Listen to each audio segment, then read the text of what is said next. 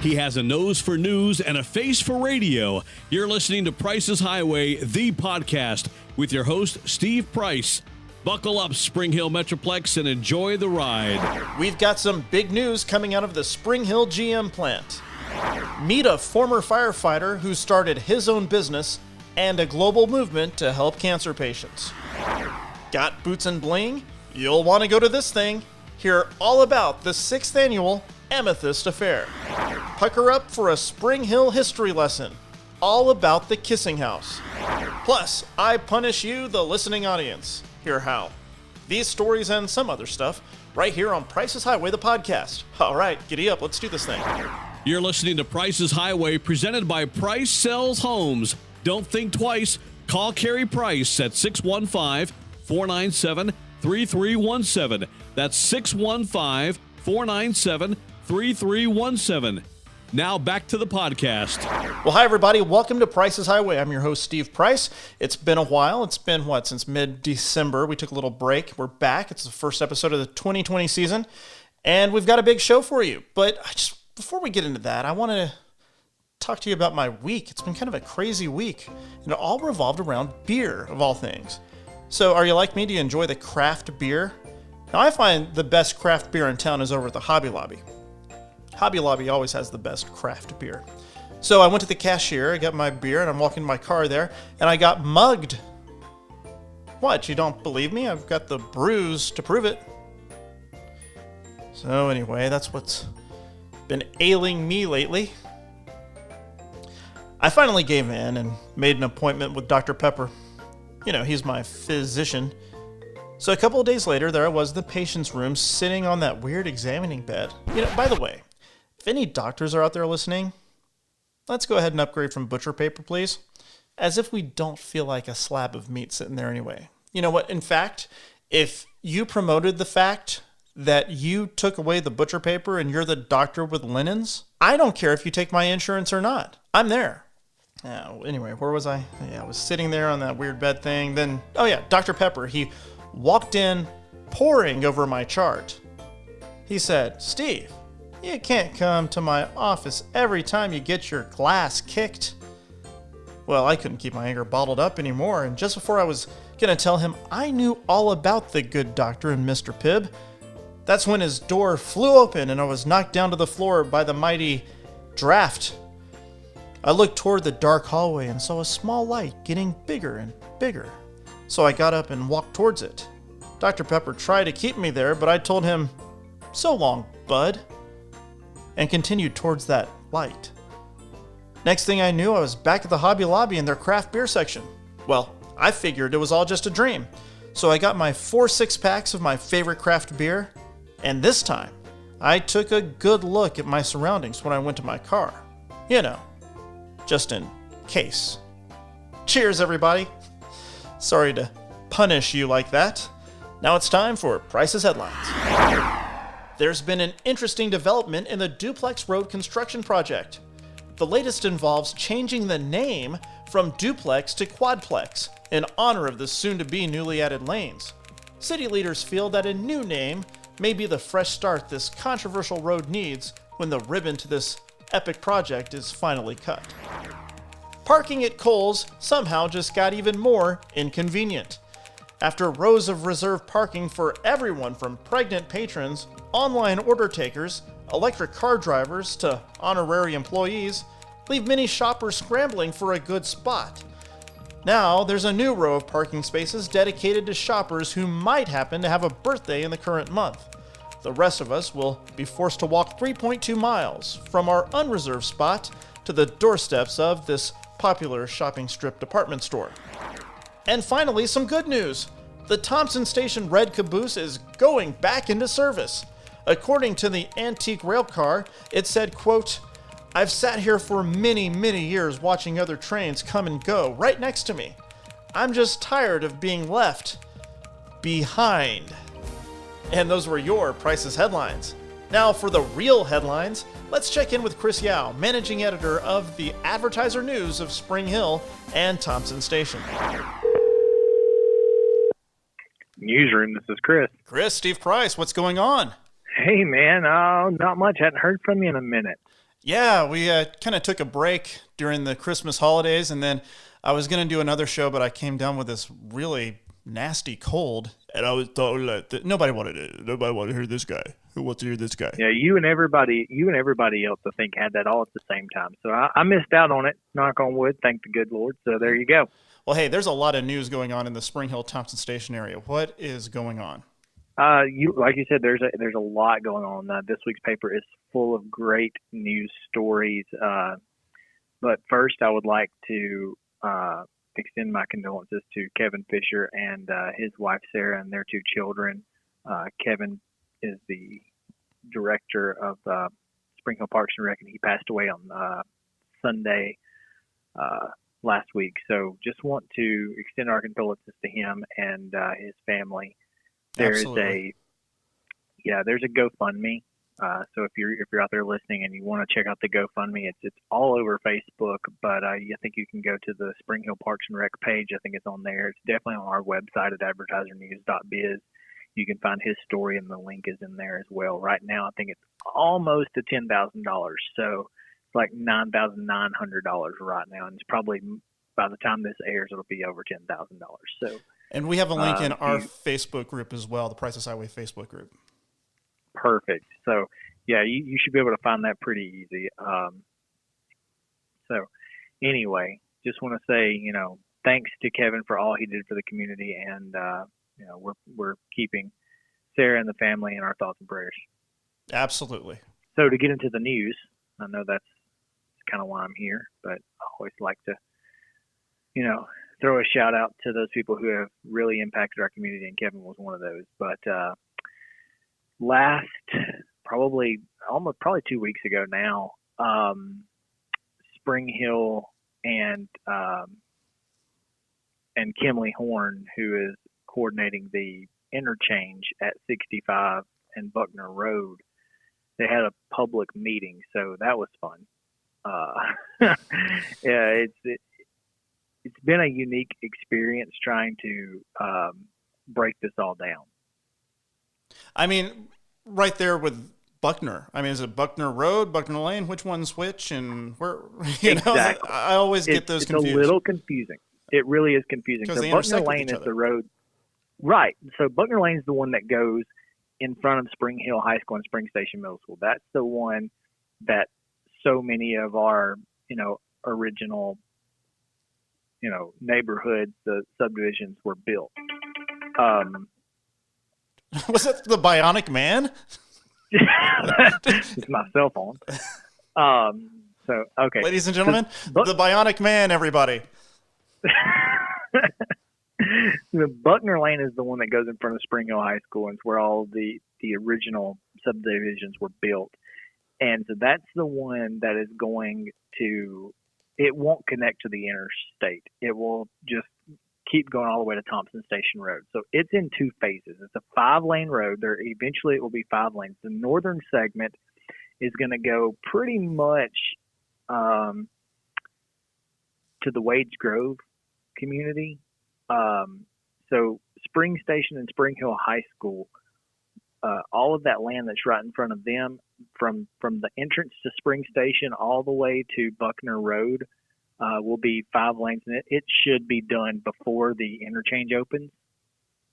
Okay. So that's a really big deal. And we're looking at 2025 for the interchange? Yeah, September 2025 is when it absolutely must be completed. So if not, we lose a lot of money, right? Or we lose $25 million of federal money. I mean, I don't know about you, but that's half the project. Yeah, that's a big chunk of change. Yeah, that's half the project. So and here's the thing: the interchange, though, none of this matters except the interchange. The interchange is the only thing that has to be built. It doesn't have to be connected. Okay. It just has to be built. Okay. Yeah. So the good thing about that is there's nothing there. It's just open grass. So they're just going to go in and do the blast work and be done. Yeah. No interruptions. It won't take that long. Yeah. Right. So it's not like Duplex Road where there's a bunch of traffic that they've got to work around. This is just big open space. So that should be pretty easy. The only time that it'll be an issue is when they start building the overpass over 65. and I don't think that'll be too much of an issue. So he'll be able to work at night. Yeah. So that should be done by 2025. The northern part of Buckner Lane will be done by then, and the south part that connects to Duplex Road should also be pretty close to done at that point. So you'll have a 5-lane road all the way. You have 3 lanes on Duplex, 5 lanes on Buckner, all the way to the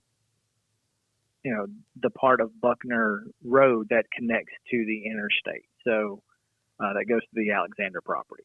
But it should be really, really cool. And I think once it's done in, a few years, we're really going to see a traffic alleviation. It's really going to alleviate a bunch of traffic. It's going to be different. And hold on, everybody, because once everything gets completed, we're all going to really like it. Except that one guy. That one guy, he's writing in right now. He's like, change. Yeah, I like sitting in traffic on Saturday on 31. Exactly. It's that guy. He writes in every day. It's the one time I get to sit and reflect on my life. Which probably is sad and miserable if it's that guy.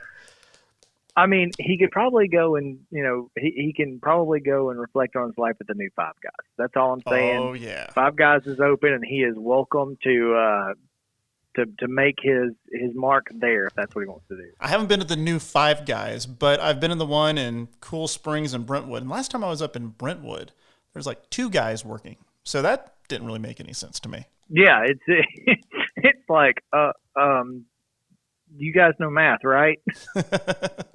It's not hard. There's 3 guys cooking, 2 guys at the front. I don't know what to tell you. It's 5. It's 5. Always 5. No, I don't get it.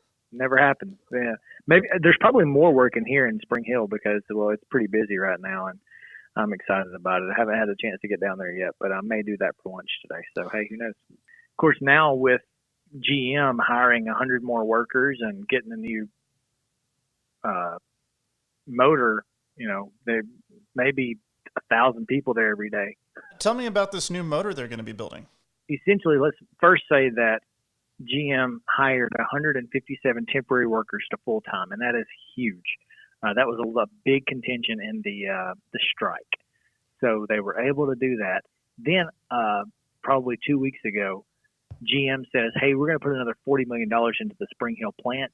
We're going to let them build a 5.3 liter V8 with dynamic fuel management motor, and it is going to be huge. It's what's going to go in the Silverado, the Suburban, and the GMC Sierra. So you're talking about $40 million pumped into the Spring Hill community with this new thing, and they're going to have to hire at least 100 more workers. I'm sorry, 150 more workers.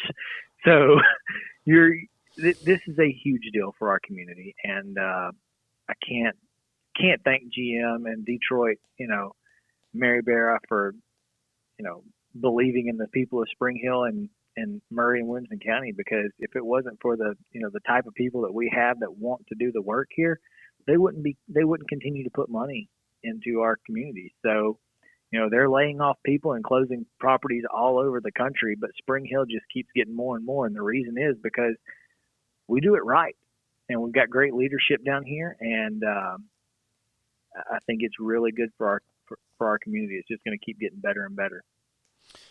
Now, we have some guests coming on this show a little later, and they're going to be promoting a big event that I know you're a part of, and they invited me to be a part of it too as an MC. So it looks like we're going to be working together.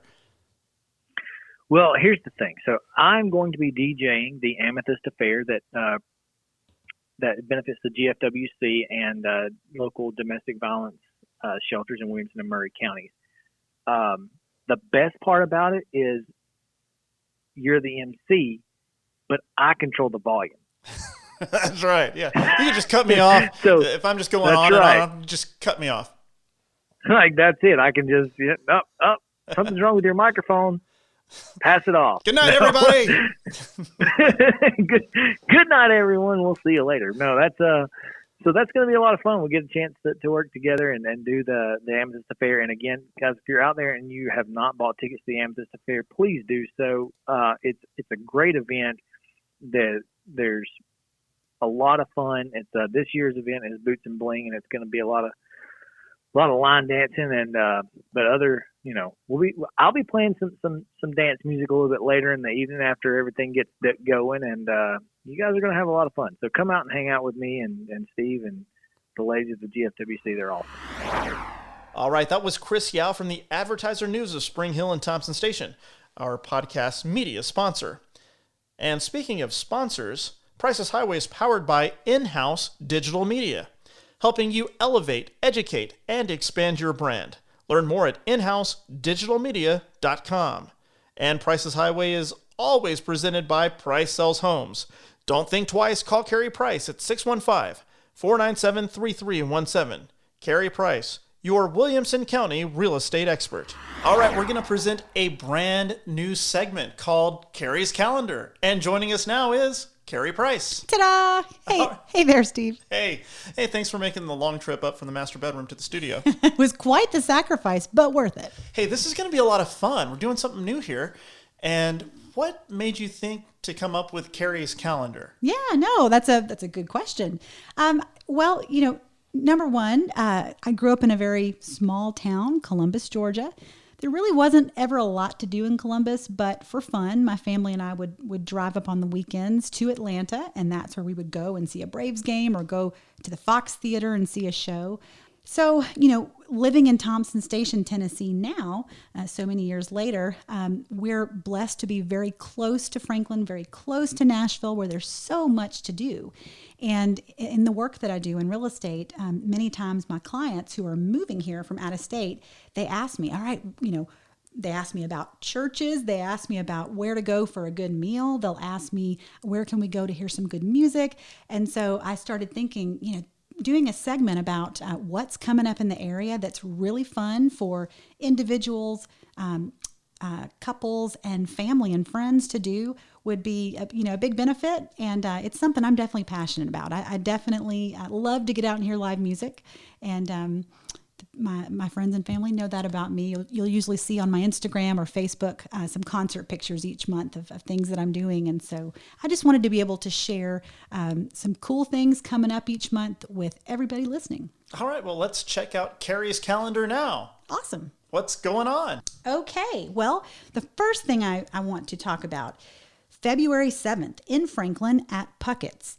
The Wanna Beatles, one of my favorite Beatles tribute bands, is going to be performing in the evening. It's a family show. All ages can come. Tickets are $12 a piece, and I'd highly recommend going ahead and calling Puckett's or hopping online and making a reservation now. Yeah, they sell out fast, don't they? They really do, and boy, do those guys love doing what they do. Yeah. They are so entertaining to watch and fabulous to listen to. We've seen them many, many times. And we've Yes. seen them at Puckett's too. So yeah, sign up. Call now and get your tickets. Yes. And then February 8th and 9th in Nashville at the Ryman Auditorium, the Beach Boys are going to be performing 2 concerts, 2 nights in a row. Tickets start at $60. So I think that will be a fun way to kind of bring that desire for summertime and all things summer to us in February. Go see the Beach Boys. Yeah, plus if, Valentine's Day, there's so many people out and about. If you want to celebrate a little early, Oh, come yeah. on. Who wouldn't love to go to the Beach Boys? Absolutely. Great date night out. Absolutely. So what else is out there? Well, over at the Factory in Franklin at Jameson Hall, February 7th through 23rd, so pretty much the whole month of February, you can go see a live production by Studio 10 of Steel Magnolias, one of my very favorite movies. Oh, this ought to be good. And Studio 10 is really, really good. They are. They're excellent, and that's a show for all ages. And I bet we're getting pretty close to Valentine's Day, too, in Keri's Calendar, aren't we? We are. And, you can always do a romantic dinner out, but I tried to find a couple of things that you might not know about. They're things I've not done, but I would really love to do, so I wanted to just bring this news to you. So in Nashville on West End at Maggiano's Little Italy on Valentine's night between 6 and 9 o'clock, you can be part of a murder mystery dinner at Maggiano's. Apparently, it's a comedy whodunit paired with a fabulous 3-course Valentine's Day meal. It's $70 per person, and the goal is to try to solve the mystery before your desserts are cleared off the table. And their food is delicious. Oh, it's one of my favorite places to go. What else is going on in Valentine's Day? Well, Valentine's Day, the 14th, and on the 15th in Columbia, Tennessee, the Nashville Tea Company is presenting their first afternoon tea on Valentine's weekend.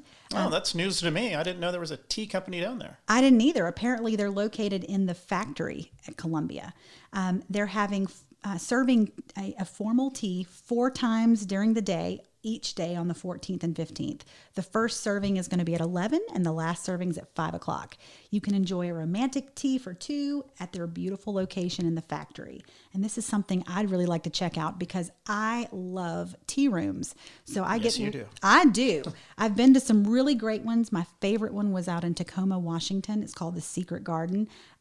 It's going to be the one to beat. So I definitely want to check this out. Well, we should go. Yeah, let's do it. Let's do it. Okay, so that's the 14th and the 15th. Anything else going on Valentine's Day weekend?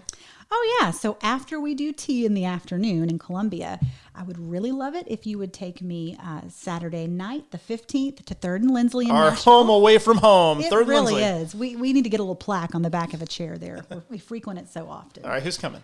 That night, one of my favorite bands, the Long Players, is going to be performing the songs and sounds of the 70s. And I mean, they are mega talented musicians, and they're the type of band that for every single song that they're going to perform that night, they're going to make sure they've got the most talented guest vocalist coming in delivering that song. They're fabulous. Tickets are $20 a piece. I'd highly recommend you go ahead and buy them now because they do sell out. Guess what? What? I already got us tickets. Oh, thank you. Oh, thank you. Happy Valentine's Day to me. Thanks, Steve. All right. Show starts at 8 o'clock. Show starts at 8. All right, what else is going on out there? Okay, the last thing on my list for the month of February. Keri's calendar. Yes, it's February 29th. In Murfreesboro, actually the east side of Murfreesboro, headed towards Woodbury, there's a really cool place, a newer spot called Hop Springs Beer Park. Yep. It's very cool. We went this past summer, and it's got a nice indoor place, kind of the open air concept. You can dine in, and you're covered. You can taste all of their beers. They've got a real good menu of food, and then they always have great bands come in on the weekends. But the one they've got on February 29th is one of my very, very favorite. It's a band called the Petty Junkies. They do a tribute to Tom Petty's music, and boy, do they do it really, really well. Yeah, I mean, these guys, they're not just your strum hum musicians at all. These guys have quite the resume. They do. Every single one of them, with no exception, has a full-time job playing for a huge artist, whether it's Garth Brooks or Brooks and Dunn. Carrie Underwood. And then the lead singer, Brady Seals, used to sing with the band Little Texas. Yep. And so he's fantastic. He's a great front man, but this will be a very high energy show. Their music will just melt your face off, as they like to say. And we've seen them, 3 or 4 times, and are blown away every single time. Every time. So tickets are $15 in advance, but if you'd like to be guaranteed a seat, then you want to go ahead and reserve the $25 tickets so that you'll have a nice place to sit down. There's a dance floor in front of the band, and so it does get pretty crazy in the evenings on the dance floor, but it's going to be a wonderful show, and it's a really cool venue. It's something unique. You drive out in the country on a little hilltop, and there's Hop Springs, and so something unique to do. Well, there you go. There's Keri's calendar. All right, we're going to do something kind of fun here. Well, not kind of fun. This is going to be a lot of fun because I always thought, hey, why not have a history lesson with Price's Highway, the podcast, right? So I met Bill Benedict a couple months ago. He's the owner of the Juice Bar of Spring Hill, and they have a very interesting establishment where they're housed. It's called the Kissing House. And so the more we talked, this idea came, hey, why don't you come on and we can talk about history? I mean, you're the chairman of the Spring Hill Historic Commission, so you've got a lot of knowledge to bring to the table. And everybody, let's welcome Bill Benedict. Thank you, Steve. It's a pleasure to be here, and I promise to do my best to make some of our local history as exciting as possible. I know we were talking about a while back, just getting together, talking about history. You've got a treasure trove of photos that we were looking at, and just a lot of knowledge. So I think if we can spread a little bit of that on the podcast. I think people will really enjoy it. Sure thing, yeah. So let's go ahead and start from the beginning. Bill, who are you? My name is Bill Benedict. I'm a resident of Spring Hill. I've lived here for around 15 years. Devoted husband, father, and history geek. All right. I'm also a local business owner and steward of the Kissing House, which is one of the historically relevant properties here in Spring Hill. Well, let's talk about that a little bit. How did you pick that place, and tell us about the history of that place? Sure. So the wife and I came across the opportunity to open a health food restaurant in Spring Hill. We found that it was something that the community was really asking for. So through the process, we started evaluating potential locations and properties, and one of the requirements was a smaller footprint, which was actually quite hard to find in Spring Hill. So by happenstance, we kind of gave up our look, and the Kissing House was a property that I always admired from afar, right? And, it being in the downtown district, it was something that I would, as I cut through off of Duplex C constantly. And the property actually came up for sale. So the historic home is about 1,600 square feet, and it's a beautiful Carpenter Gothic home that was built in the 1870s.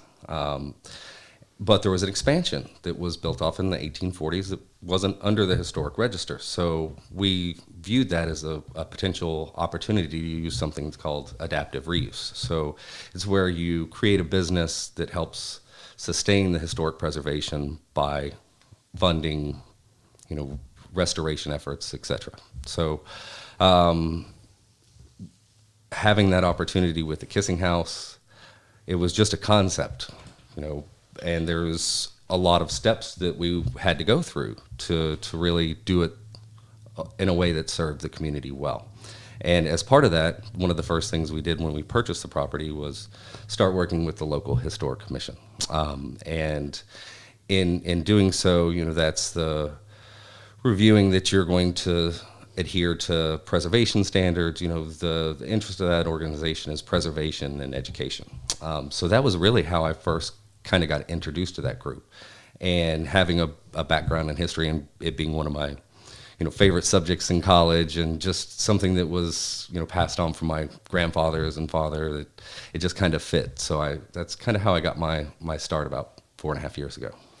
Did you all add anything to the Kissing House when you moved in?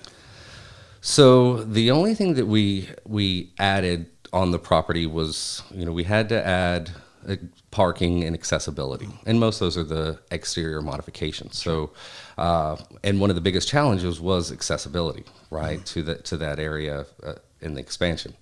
It was actually the height of the door, and when you look at owning a business, it doesn't matter if you're Walmart or small business, you have to adhere to the same standards for accessibility.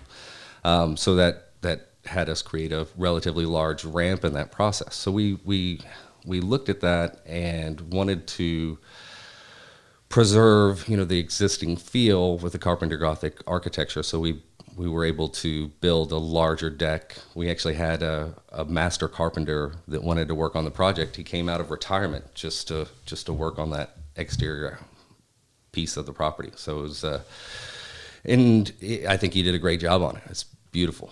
It really is. Now, can you go into the history of this house? Sure. First, where is this located? I know where it's located, but maybe some people who are listening aren't quite sure where it is. Sure. It's definitely a hidden gem. It's and one of the challenges of being off of one of the major thoroughfares. So we're at 412 Macklemore Avenue, which is about a half a block off of Main Street, right behind the Verizon building. So, okay, we know where it is, and when was it built? You said, what, 1878. Okay, and there's a history. There's a story attached to this house that I think a lot of people will really enjoy. Right, yeah, no, the most common name for the property is the Kissing House, right? And, we touched a little bit on some of the importance of the architecture, being built in 1878.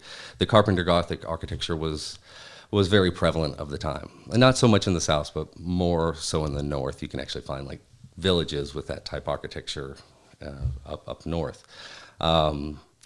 The original house was built by Peter Ritter. So the actual house name is Peter Ritter, or the Peter Ritter House in Conception. But the kissing house actually comes from a story of a local family and their daughter. The local family was the Odell family, and they were owners of the local market in Spring Hill, which was in the 1880s quite a bustling commerce area, especially on Main Street. You've seen some of the photos that we've had to share. And I think that's, interesting because it's a logical stopping point between Columbia and Franklin. So there was, a lot of business in the railroad there as well. And Sarah was quite the catch, I'm told, right? So she was being pursued by quite a few suitors of the time. One of the gentlemen who was looking to court Sarah was named Hugh Brown. He had a farm here in Spring Hill, but he was a Nashville businessman. And he approached Sarah's parents and asked, I'd like to take your daughter on a walk. And they reluctantly agreed. He was a bit older, so there were some concerns there. But they proceeded to take said walk, in which Hugh Brown professed his love and intent to marry her. At the end of the walk, he gave her a kiss. And that was kind of how it started. So some weeks pass by, and it comes out in the Tennessean that Hugh Brown has actually married another woman. Oh boy. Yes, and this infuriates Sarah's father. He goes and gets the Murray County Sheriff, and next thing you know, they end up in court. And it's interesting because the actual charge was breach of promise. And she was actually successful in her pursuit, which is one of the only recorded incidents of. And she and her father took the money, which was $2,600 at the time, and purchased the house. So the house that Kisses bought, or the kissing house. So very interesting. Yeah, it is, and it gets as it's passed over time. You hear that the person Sarah was a jaded lover, and lived the rest of her life sad and lonely, and not exactly how it went down, but it's definitely an interesting story. Well, Bill, you're going to be on the show throughout the year. You're going to be a recurring guest, and we're going to hear all kinds of interesting stories about Spring Hill, Thompson Station, and the surrounding areas. And I just want to thank you for being on this episode. Well, I appreciate it, Steve. Thank you.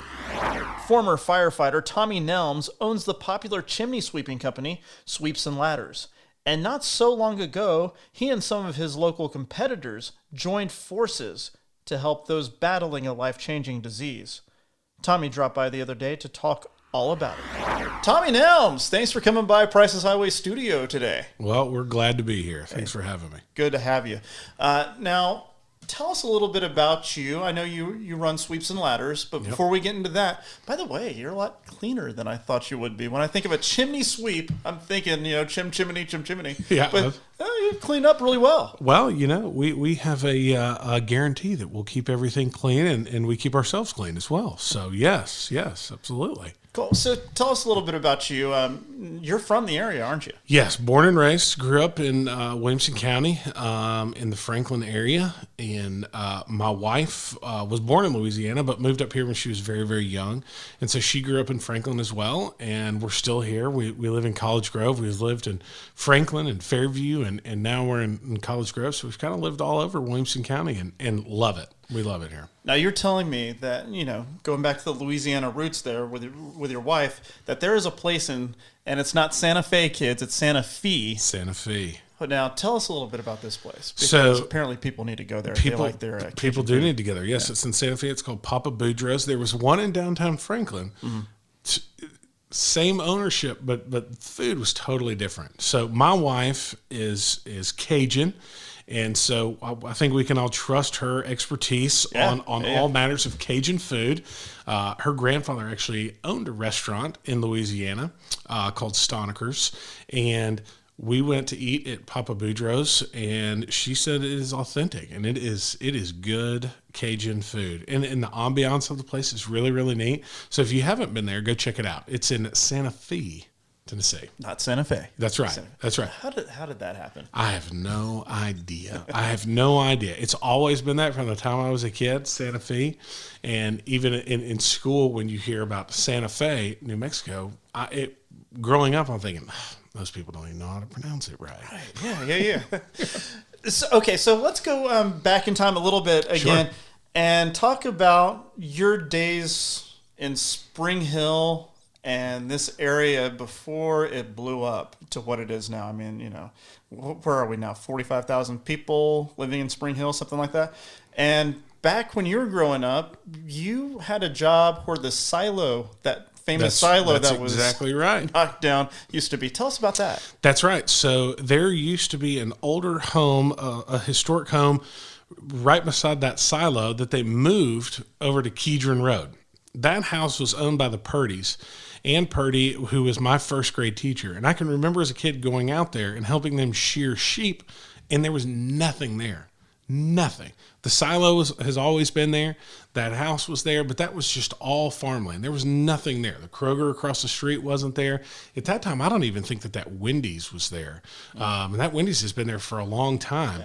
And all along that side of the road, there was nothing there. It was all undeveloped. And of course, years later, then Saturn came in and all that stuff. And so that end started getting developed. Home Depot came in, and those sorts of things. But from that area, from Buckner to what is now, I think, Miles Johnson, there was nothing there. It was all farmland. Now, as you're shearing sheep, were you thinking in the back of your mind, probably in about 36 years from now, I'm standing on the place where the chicken salad chick is going to be. That was probably the first thing going through your mind as you're shearing the sheep. Like, man, I can't wait till that chicken salad chick is coming. Absolutely. At the time, I had a keen eye for real estate development. And I told my mother at the time, I said, we should go ahead and invest in this property because I think that the return on this is going to be monstrous. And unfortunately, she just did not heed my advice.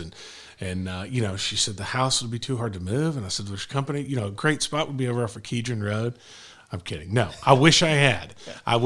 But, like we said, those farmers and folks that grew up there worked really, really hard. And I imagine that they would have never dreamed that there would be a Lowe's and a Discount Tire and Andy's and all of that stuff right there. I mean, it's amazing to see how much that's grown. And just, my kids would tell you that I'm old, but I don't feel that old. And, how much it's changed in such a short period of time. Well, speaking of growing, your company is growing a little bit, isn't it? We are, yeah. A lot. Yeah. So tell us about your company, Sweeps and Ladders. So Sweeps and Ladders. So I spent 11 years as a career firefighter for the city of Franklin. Hey. Yeah, there you go. And so if you work for the fire department, you work 24 on, 48 off. And every firefighter does something on their days off, whether that's cut grass, tile, hardwood floor. They do something because most of us can't sit still for very long, and we just don't want to sit around the house all day. So we got to constantly be moving.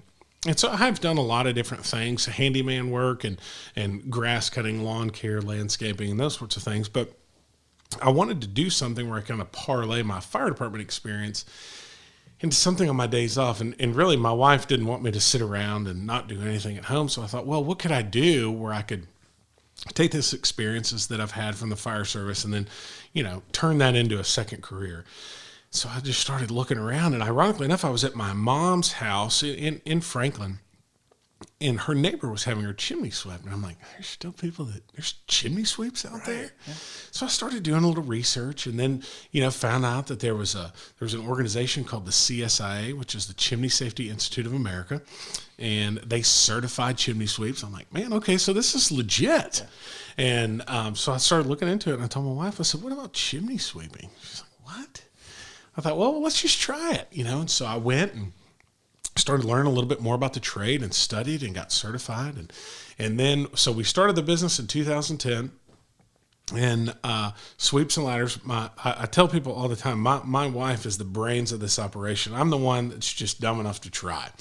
And so she's the one that kind of takes ideas and executes them. Okay. And so she's the one that came up with our name, Sweeps and Ladders. And so we started the business, and we started, really started gaining a lot of traction. I was still at the fire department, so I'd work 24 hours, and then I would do the chimney work. And then if I needed help, I would have guys that I worked with at the fire department come. And then around 2012, we were really, really busy. And so our shift change at the fire department was at 6 a.m. And so I would leave our house because they want you there at 5:30, and everybody kind of sits around and jokes around, drinks coffee. So I would leave the house at probably 4:45. And of course, my kids, I have 2 boys, and they were still asleep. So I'd be gone and then go do my shift at the fire department and wake up next morning. And then I would do chimney work. And we got so busy that some nights I would not get home until after my kids were asleep. And then boom, back up the next morning, I'm gone. So my kids never saw me. And I grew up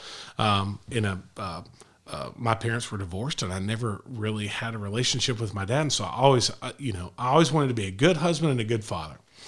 And we were one of the few times I was sitting down for dinner. We're sitting there with our kids, and my oldest son, I think at the time may have been 4 or 5. And he asked me, he said, "Daddy, are you working at the fire hall tomorrow?" I said, "Yeah, buddy, I sure am." And he goes, "Can I come visit you where you live?" Ooh. And that was the straw that broke the camel's back for me. And I told my wife that night, I said, something's got to change. I am not an active participant. I'm providing for our family, but I'm not doing the things that matter the most. And that's just being present. Yeah. And so we made the decision then, well, we either need to scale the business back or leave the fire department. And, I saw all these guys who were guys and gals who were starting to retire from the fire department. They all had just busted backs and knees and shoulders. And they gave so much of their life to that place and to the people. And at the end of it, they had to go back to work just because, they either retired young or, the pensions weren't good enough to kind of provide them a lifestyle where they could just not do anything else. And so my wife and I looked at it and we just decided, hey, we're going to jump in with both feet and just see what happens. So I left the fire department in 2013 and we've never looked back. And thankfully we have, my wife is a genius, and I work with a whole lot of people that are very, very talented, and they're very, very smart. And so this has truly been, it's been a team effort. And not long ago, somebody gave me a very good compliment that I hope that I never forget. And what they told me was, they said, you hear family-owned businesses, and they said, but your business, it's a family. And the distinction between, we're not just owned by my wife and I, but our entire group. We've got guys who have worked with us for 5-6 years that started with us when they were in high school, and they co-opted. And they trusted us, and now these guys are doing big things, and it's a pleasure and an honor to get to serve the people of Williamson County and to kind of continue in that fire prevention aspect that I did with the fire department. So you get that satisfaction of helping people and keeping them safe. At the fire department, it was all about fire prevention starts with education, and that's the mindset that we've taken. And thankfully, I get to work with a lot of really, really good people, and I get to work with my wife every day. And we've been able to do a lot of really cool things, and we're growing thanks to the people of this county and surrounding counties. And it's been a blessing. It's been a lot of fun. And you provide a service that I don't think a lot of people know they really need. Sure. Yeah. Talk about that. Yeah. So we kind of do, what we tell people is if it burns inside your home and it needs to go outside, then we're the people that you would call. Because a lot of times people just assume that when they light a fire in their house, and everybody is scared of fire. But we take it for granted that you light a fire in your house, and the fire's going to stay where it's supposed to, and everything that's bad is going to go where it's supposed to. Well, that doesn't happen sometimes. And so it needs routine maintenance. Your chimney needs routine maintenance. That's whether if you have gas logs, they need routine maintenance. And then also your water heater and your furnace, those things vent to the outside. they too need to be serviced annually. And I'm not talking about the nuts and bolts of the furnace or the water heater, but I'm talking about specifically the venting system. You don't want anything to obstruct that, those byproducts of combustion as they vent outside. And likewise with a fireplace, you want to make sure that I love wood burning fires. I can remember in Williams County when we had a huge ice storm in like 94, I think, and no one had power for a week or 2 weeks. And I can remember all of us just huddling around that fireplace, and we were warm. And I remember those stories from when I was a kid. And so that's the things that we want to do for our customers. One of the things we say is we provide warmth, comfort, and peace of mind. And so we want people to sit around the fireplace and be warm and be comforted and have the peace of mind of knowing that it's done properly and it's going to where it's supposed to go. And so have your chimney, your gas logs, whatever appliance you have those inspected on an annual basis. Make sure that they're working right. It's just not worth taking the chance and just the assumption that things are supposed to work right. Make sure you have working smoke detectors. If you have gas appliances, make sure you have working carbon monoxide detectors. A lot of fire departments give those things away for free. We don't sell smoke detectors or carbon monoxide detectors, but, Spring Hill Fire Department they may just give them away. I know Franklin Fire does. They provide those for free. And so those are the things that we encourage people to do. And then just learning more about, even if you have your system inspected on an annual basis, learn about it, know how it operates, know what the signs are and say, that's not a good sign. I need to shut this thing down and call Sweeps and Ladders and have them come out and check it out. And make sure that the people that are coming into your home, the main licensing organization in our industry is the Chimney Safety Institute of America. So we certify chimney sweeps. They have to go through training, they have to take tests, and then they become certified. Make sure that whoever is at your house is a CSI certified technician. Education is the most important thing. And that's the first step in prevention, is educating yourself. And we educate ourselves on how the systems work and hazards that we identify, and we know that those are known issues. And then also we want to take our time and educate the homeowner of, hey, here's some red flags that you may see because you're here all the time. And if you see these things, stop using it. Let us come out here. We'll come out and check it out real quick, and we'll tell you, here's how you fix it, or you know what, it's not a big deal. So those are the things that we try to do, and we enjoy doing it. We love what we do. Great. Now, there's something that caught my eye that you all do. It's called Sweep Away Cancer. That's right. Tell us about that. So Sweep Away Cancer, yes, we started a nonprofit. And this all started back when I was at a convention, and there was a keynote speaker. And they said that the data shows that for service scheduled appointments in the home, that 80% or more of those scheduled appointments are made by women. And so I'm sitting there, I'm like, man, well, what can we do for women that says thank you? Thanks for taking the time to call. I know in my house, my wife does all of that stuff. Just because she just stays on top of it. And then I remembered at the fire department, we did a thing, Tough Enough to Wear Pink. And we would raise money, and all the firefighters would wear pink shirts, or it would be a blue shirt with pink lettering, and we would raise funds for breast cancer. And I thought, man, why can't we do that here as an industry? And I had a guy once told me, they said, man, if you have a good idea, then share it. And I knew that this was going to be bigger than just Sweeps and Ladders or bigger than me. And we've all heard the quote, there's no amount of good that you can do when you don't care who gets the credit for it, right? And I thought, man, what can I do? So I actually reached out to one of our competitors in our market, and I said, man, I got this idea.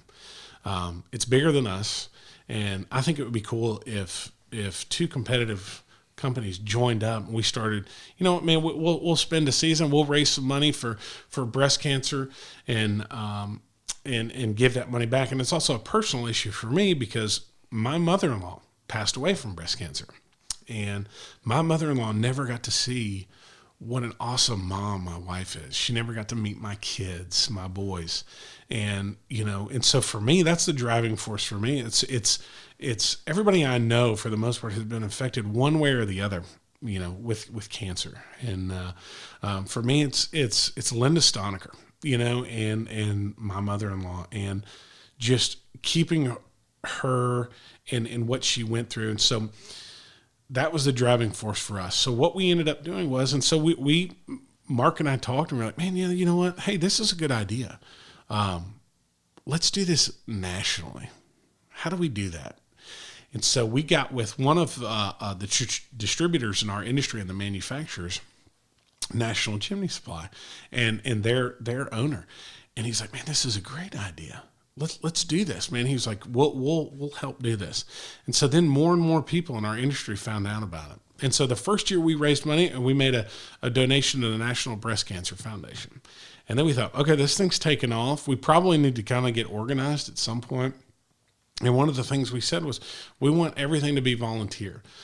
We want to make sure that the majority of the money that we raise goes back, that it's not being tied up in administrative costs, paying staff, or, silly things, Sure. Like a lot of nonprofits that you see, when you actually look at it, not a lot of your dollars are going back. So 96% of the money that we raise goes directly back to the people that need it. Wow, that's wonderful. Yeah. So the other 4%, we've got to pay a CPA, we've got to file certain things, and everything else is volunteer. Now we have a board of directors, but the cool thing about this is that it's taken off, right?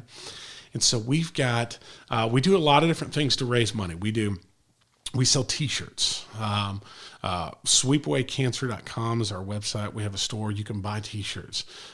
We have a lot of people inside of our industry that donate a percentage of their sweeps per month to us, and a lot of people just give flat rate donations. And so what we figured out was, the first year, like I said, it went to breast cancer.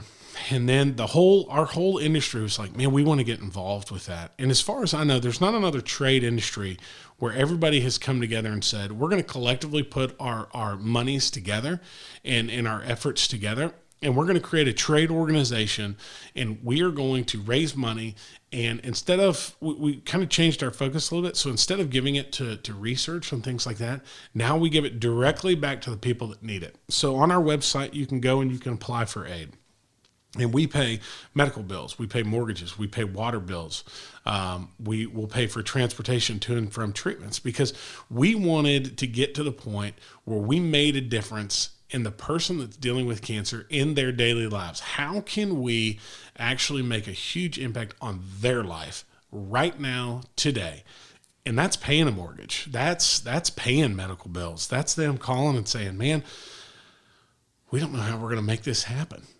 My husband or my wife can't work because she's sick from chemo. And we step in and we say, no big deal.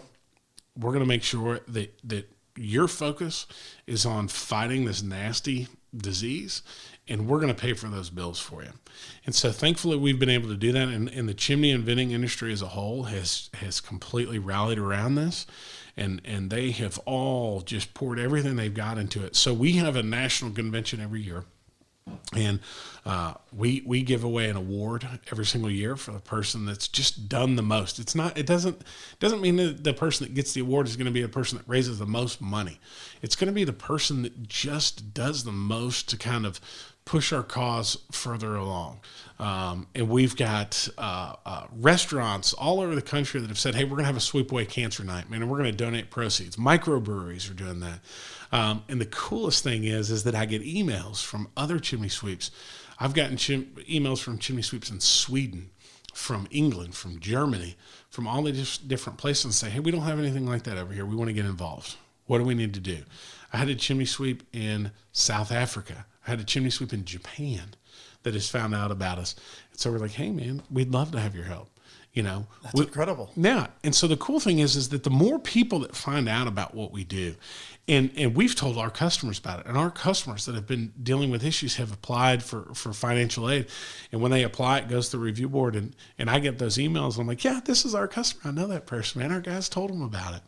And it's been so fun just being a part of that. Of course, it sucks what people are going through, but I know this. I know that when my mother-in-law was battling cancer, that if you wanted an outside organization wanted to come in and help them the most, and in that moment when they were doing that, that it's helped them pay their bills in that moment and just kind of relieve a little bit of that pressure. And that's what we've decided to do. And the more people that find out about us, the more people are applying for financial aid and the more help we need, and we're not one of these ones that's just like, hey, keep giving us your money, keep giving us your money. But we want people to know that we're here. And if people know that we're here, the money's going to come. And we'll be able to help more people, and more people are going to be able to know that we're here, and so that we can help them financially. So like I said, we do T-shirts, we do donations, and then in the usually every June we do a rally in the Blue Ridge Mountains, and we whether you have a motorcycle, a car, whatever you want to do, we have a big event up there.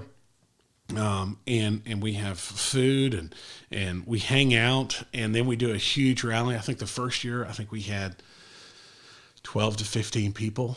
And then this will be the third year we did it. Last year we had 65 that rode, and like I said, cars, motorcycles. I like to ride motorcycles. And so we ride motorcycles. It's beautiful scenery, and we do it just to raise money. And every year we commemorate the ride for someone. And so the first year it was a guy named Jim Robinson. Jim was a chimney sweep and just a dear friend and a kind and sweet man. He passed away, and one of the things that he used to always love to drink milk. And whether we were at a training event or something like that, at dinner he would always have milk. And so the cool thing was, the first year we did it, his whole family came up, and his grandson came up and gave a milk toast to Jim. And so that's been a tradition that we've carried on with Jim. Last year it was after a lady named Elaine Edwards. Elaine Edwards helped start the National Chimney Sweep Guild. And so this year we haven't announced who that person is going to be. But it's a lot of fun, and all that money goes back to the people that need it. Wow, you guys are doing a wonderful job. People listening, now you know. Yeah. Help, man. We need your help. Just tell... we're not ones to ask for money. Just tell everybody you know. Yeah. That's the thing. What would it be like if other trade industries jumped into?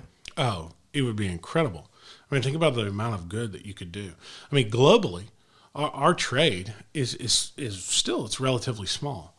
You take, even in the States, if you take HVAC or plumbers or electricians, if their industry followed our lead and they said, hey, as a whole, our entire industry is going to get together, and we're going to start raising funds, and we're going to start putting money back in the hands of people that need it and help them pay their bills on a national basis. It could be huge. And so here's what I would say to those guys. If you're listening, follow suit. Why are you not doing it? Why are you not joining with your competitors hand in hand and putting business aside and saying, this is bigger than me competing with the guy down the road or any of those other things, whether it's personal differences or I don't like the way they do business. I don't like the way they do business. Who cares? People need your help. And so what I would say to those guys is and gals is join together and say, you know what, we're going to put all that stuff aside, and we as an industry are going to get together, and we're going to do what the chimney sweeps are doing, because, hey, look, they're smaller than we are. Look at what an impact that they're making. So HVAC guys, electricians, all the other trades, home builders, whatever it is that you do, in most industries have some sort of an organization that, or an association or something. Get on board. Let's do it. Let's all do this together. Let's set the example for the trades and let's help all these people. And if other trades would get involved and they would do that, and I've challenged them to do so, man, we could help a lot of people. A lot of people. And here's the thing. A lot of our recipients, our financial aid recipients, have been inside of our industry, but the majority of them have been outside. And so if you want to take care of your own and HVAC and that sort of thing, man, you guys do it. Follow our lead. You know what? And y'all may do it better. And that's okay, as long as people are getting helped. But I would encourage you and I would challenge you to do it. Now, Tommy, it must be something else whenever you receive a thank you note. I'm sure you get thank you notes from people, don't you? We do. Yes. And it's, it makes everything worthwhile. I mean, it's they'll never know how, the true way that it feels to all of us. But man, you get a thank you note and it's from the heart and it's so sincere. And we got one the other day and the husband was talking about just what a relief it was, and the look of just relief on his wife's face when she knew that the mortgage was going to be taken care of, and there were some other bills that they knew that they just didn't need to worry about because we were going to take care of those for her. And then where she could just relax and just focus on either recovering from chemotherapy or just getting mentally prepared for the next round and just focusing. If we can provide just that little bit of relief and just knowing that, man, all the people that have helped us and that are helping us, that it's working, and that people are thankful, and we're impacting their daily life. And then, man, those thank you notes are just, I remember I was sitting there in the kitchen. My wife said, "Hey, this came for you," and I opened it up and I'm reading it, and it's an emotional thing. It's man, when you do something that helps people, I don't know, man. That's just some of the greatest. Those are the moments that I'll treasure the most in my life. Is when you get to just help people. It just feels good, and it just feels like you're making a difference in someone's life, and you're making a difference, and you're impacting their happiness. And if you can be a part of that, man, that's an awesome thing to do. Whether you get involved with us or not, go find whatever that is. Where you can go be a part of something where you get to help people. Because if you want to find validation, if you want to find something that's going to just lift your spirits, I know it's cliche, but it's true. It's helping somebody else. It's not worrying about who's going to get the credit, but it's just making a difference in somebody's life and making their day a little bit better. And we'd love to have you involved with Sweep Away Cancer, and because we're doing that, but there's other people that are doing that too. And we're thankful to just be a part of that. Tell us again how to find that information. Yeah. So the main way is through our website, and that's sweepawaycancer.com. Go to our website, check it out. There's a lot of cool stuff on there. We have a Facebook page. We have Instagram, Twitter, all of those things. Follow us there, and you'll see a lot of information right there. The information about the ride, if you're in the rally, if you're interested in doing that, well, that'll be coming out pretty soon, as far as dates and times and pricing and all of that stuff. And we have a special T-shirt that's made for that. So go check us out there, and that's where you can find out most of our information. And if you want to help, man, let us know. Shoot us an email. Or if you have ideas that we could be doing differently, we're not one that thinks that we have it all figured out. So if you have a better idea for us, or if you think, hey, here's another way that you guys could kind of generate some awareness, or generate some more funds to help more people, let us know. We're open to any idea. Well, that's great. Tommy, thanks so much for coming by and telling us about that and your business. Absolutely. Well, thanks for having me. This is really cool. I'm excited. I like listening to it, and hopefully everybody else is too. And they come to Price's Highway for all of their information and everything they need to know for the community here.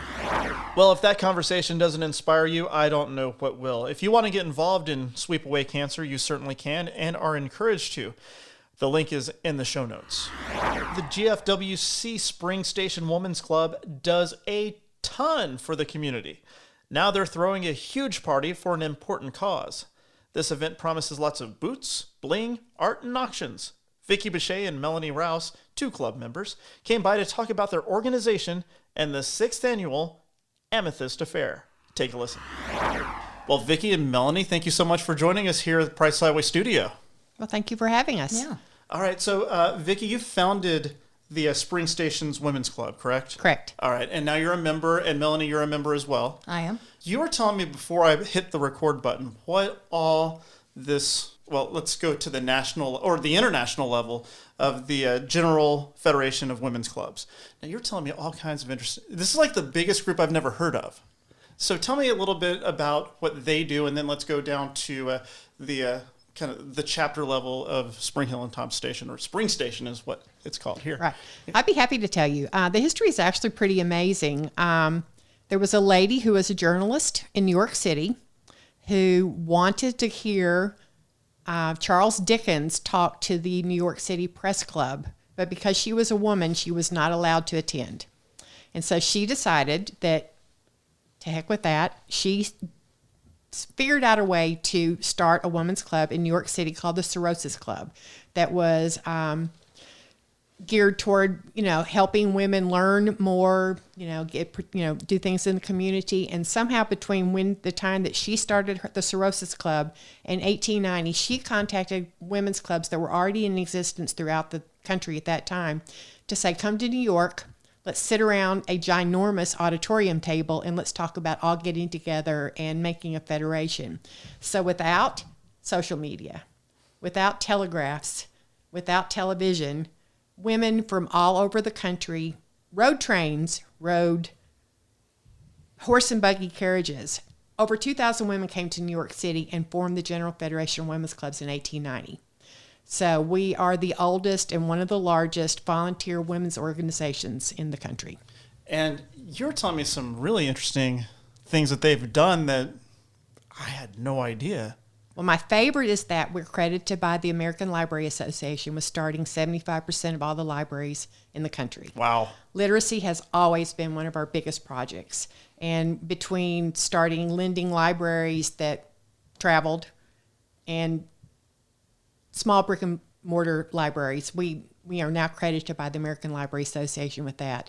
A club woman came up with the idea of putting a white line down the middle of highways. We were instrumental in getting the first Safe Food and Drug Act and first child labor laws passed. The GFWC was one of two women's organizations who was involved in the formation of the United Nations.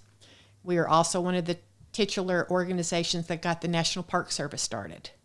Unbelievable. We raised enough money during World War II to buy 356 bombers, which is, if you look at it in today's prices, would be multi-millions of dollars.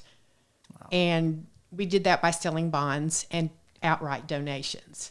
And we even had a plane or two or three with General Federation of Women's Clubs taped on the side. After 9/11, to bring it a little bit more into today, within 3 to 4 weeks after 9/11 took place, club women all over the country raised enough money to give New York City a brand new state-of-the-art, fully equipped ambulance. So 10 years ago, you're fourth generation yes. club member. Okay, but 10 years ago, you decided, hey, let's start one right here in the area. Yeah, I didn't know anybody when I moved here. And I said, well, I travel a lot. I work away from home a lot of times, and I didn't have little kids anymore, so I didn't have that way to meet women. And I just put an article in the paper saying, hey, if you're interested in volunteering, come to the Spring Hill Library on this date and let's talk.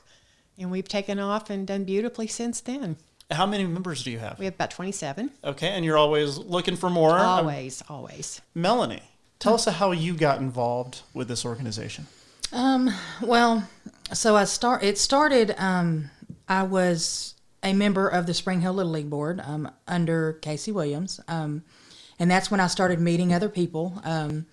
I came across their information and had attended a meeting, and they kind of went over all of the different things that they did, and I knew that that's something I wanted to do, and it wasn't just focused on one area, it was multiple areas in the community, and I just wanted to participate and be a part of it, so I joined, and I have been a part of it since, I think, a little over 4 years now. I think so, yeah. Yeah. And tell us what you all do locally. I know you guys are out there every day helping, kind of the unsung heroes. Who do you help? What don't we do? Well, I mean, we have an annual tree giveaway where we give away 2,000 tree seedlings every year around Arbor Day. We adopt brand new school teachers and provide them some funds to be able to decorate and equip their classroom, because a lot of times these teachers are coming out of college in debt, and it's not an easy task to go out and buy the things that they need to kind of shush up their classroom a little tiny bit. And they get very few funds from the school system to do that. So that helps them do things like that. We support local domestic violence shelters. We work with the veterans. About 2 years ago, we baked tons of cookies, and we signed numerous thank you notes and took cookies and baked goods to the veterans organizations in Williamson and Murray County. And I'll never forget the guy in Columbia just sobbing because he said people just don't show us appreciation very often. Veterans Day is when people reach out, and we, so we do that. Help me think about it. I mean, we do so much stuff. Adopt some of the families from the local shelters for Christmas. Support the well. We support the well. We've donated food. We just purchased 2 toilets for them. They're brand new. They're brand new. Brand new. Building Brand that new. they're moving I bet you into. they were a little flushed when those Well, two actually, toilets came we in. didn't purchase them. We good. worked with the Home Depot, and the Home Depot actually graciously donated those toilets. But I don't know that they would have known about the need if we hadn't gone to them and written a letter saying, "Could you please help us?"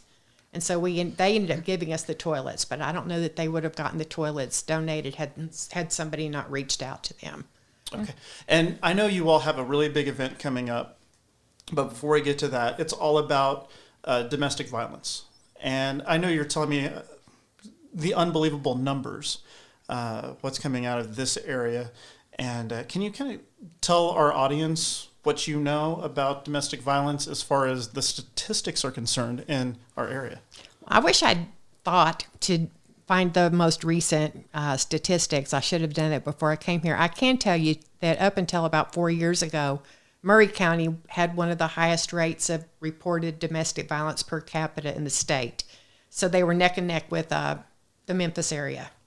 That's come down a lot because of the support of people who support the Center of Hope in Murray County, and of course also those people who support the Bridges Domestic Shelter in Williamson County. But without the support of the community, because they are both nonprofit entities, they would not be able to provide the advocacy and the counseling and the safe shelter that they do, because those are the 3 things that domestic violence organizations provide. They get the victims and their families out of the house and get them into protected housing. They go to court with them, and they have advocates that go to court with these families and stand up for them. And they also provide counseling not only to the victim but to their children. And it's critical. I mean, they need all the support they can get. And so it's through non-governmental support and donations from the community that they're able to provide those services. And so what little bit that we can do to help them in their work is very gratifying. And then coming up is the 6th annual Amethyst Affair. And Melanie, you're telling me this one is real close to your heart, this event. It is. And not too many people, well, some of the ladies with the GFWC know. But I grew up in a home that was riddled with domestic violence. And being a child and going through that and knowing what it's like, when I found out that was one of their big fundraisers they do every year, I definitely wanted to be a part of it. Because the things that we do are great in the community. And when you think of paying $50 for a ticket and going out and enjoying a great meal and a wonderful silent auction with wonderful items and just being able to be with other people, you're also giving back to those that are less fortunate, that are trying to get out of a dire situation. It means a lot to them. So for me, I like to be a big part of this one because I know what it's like. So it's important that we help those that need it. And this is year number 6. Yes. So what's on the agenda for number 6? Well, we change the theme out a little bit every year. And so this year our theme is boots and bling and a little bit of bourbon on the side. But it's going to be kind of a cowboy casual with lots of bling. And so we're going to have a professional dance instructor come and teach people a little bit about line dancing. And we've got a professional DJ that's going to come and spin the discs and do that. We're going to have... we always have at least one speaker, and we have an incredible speaker coming. Barbara Scales is a lady that we heard at our GFWC of Tennessee convention about 2 years ago, and she was heavily involved in starting an on-campus program at MTSU that had to do with a form of domestic violence, which is date violence, and and bullying and that kind of thing. And she is a jaw-droppingly good speaker, and I really highly encourage people to come just to hear what she has to say. And then we have the representatives of the two shelters come and give us their annual statistics and how, that we've been able to help them, because we've given them over $25,000 through the past 5 years. And for a small organization, that's pretty good. And a live auction, silent auction, we've got things coming in the door all the time, but we're always looking for more. We have some incredibly different live auction things coming up this year. We have a country music star and actor who has donated a video and a personalized song to the highest bidder, J.T. Hodges. He has had a couple of number one hits, and he's also been in a couple of Lifetime Christmas movies lately. And he's a very nice gentleman. And so he's donated that, which I think is kind of cool, because how many people could have somebody famous say, hey, Joe and Barbara Smith, it's your anniversary. Here's a little song I'm putting together for you, that kind of thing. So we're auctioning that. We have a trip to the Kentucky Castle that's in the Bourbon Country outside of Lexington, Kentucky. And it's a incredible place. It literally is a castle. And it's like 3 days, 2 nights. You have your choice of 2 out of 5 of the excursions that they offer. They're like a Michelin star rated restaurant. I mean, it's all sorts of fun things. And we're trying to combine that with like maybe a trip on the bourbon train that they have. And we've reached out to a couple other people to see if they can throw some stuff together to kind of sweeten that pot. We've got a stay at a cabin in Gatlinburg. We have a stay at a beautiful lake house in Winchester. And that's just what we've accumulated so far just on the live auctions. And this is February 8th. What time and where? 6 o'clock at the UAW Ballroom. And that's in Spring Hill. It is. Probably goes on till 10:30 or 11, or when the DJ is tired of pushing the button to play the next song. I think I know the DJ. I He never gets tired. The DJ is Chris Yao, and he's a wonderful DJ, and he's also part of the Advertiser News. And our show as well. Yeah, oh, awesome. Well, he donates his time to do this, and so that's a huge blessing. And we have a company, Perfect Party Pics, who donates their photo booth every year. So we'll have a lot of cowboy bling, props for that, okay. And a full catered barbecue dinner this year, and cheesecake for dessert. And so far we have 3 people lined up to do bourbon tastings, and we're working on a ginormous private bourbon tasting in Nashville. So we're still working on that. How do they get tickets? It's easy. You just go to www.amethystaffair.com, and that links you right over into our Eventbrite ticketing site. And there's a lot of information there about the event, about us, why we're doing what we're doing. And you just push the button for your $50 per person ticket. All 3 recipients that are involved in this event have 501c3. So we always tell people that if that's important to you, if you itemize, you can deduct a certain percentage of the ticket price as a donation. You just can't, from what I understand, you can't take full price because you have to take off your meal. Okay. But, but for some people, that's kind of helpful to know if they itemize that kind of thing. And, where else are you going to go to get 2 alcoholic beverages, a full dinner, and all the fun and all the knowledge and all the competition between the auctions for $50 a night? It's a bargain. It is a bargain. And it's kind of hard to say, Amethyst Affair. Where did that name come from?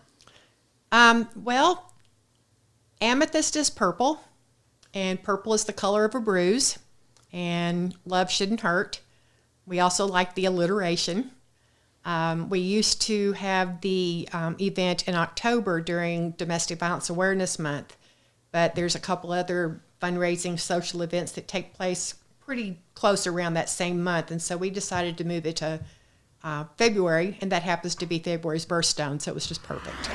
Okay, everybody, I put several links in the show notes to click on for more information about the GFWC Spring Station Women's Club. If you want to get involved, great way to connect. and the place to buy tickets to the Amethyst Affair online. So go check that out now. Okay, well, that's going to do it for this episode of Price's Highway. I'd like to thank all my guests for being on the show. And I'd like to thank you, the listening audience, for taking me with you on the road to the gym, jogging, work. Who knows where I am, but thank you for taking me with you. I really appreciate that. And I hope you enjoy the show so much that you'll smash down on the subscribe button. That means every time a new show is released, it'll come straight to you, if that's something you want. We also have a little thing called Price's Highway, the Facebook group. Come on over and join the conversation. There's lots of engaging posts and local news updates. Hey, do you have a story idea, an event coming up? Hey, maybe even a comment for me. Do so by sending me a message at priceshighway@gmail.com. All right, Price's Highway is presented by Price Sells Homes. Don't think twice. Call Keri Price at 615-497-3317. Keri Price, your Williamson County real estate expert. Price's Highway is also powered by in-house digital media, helping you elevate, educate, and expand your brand. Check them out at inhousedigitalmedia.com for more information. All right, everybody, buckle up, be safe out there, and we will see you next time right here on Price's Highway, the podcast. So long, everyone. You've been listening to Price's Highway, a Steve Price Totally Terrible podcast production.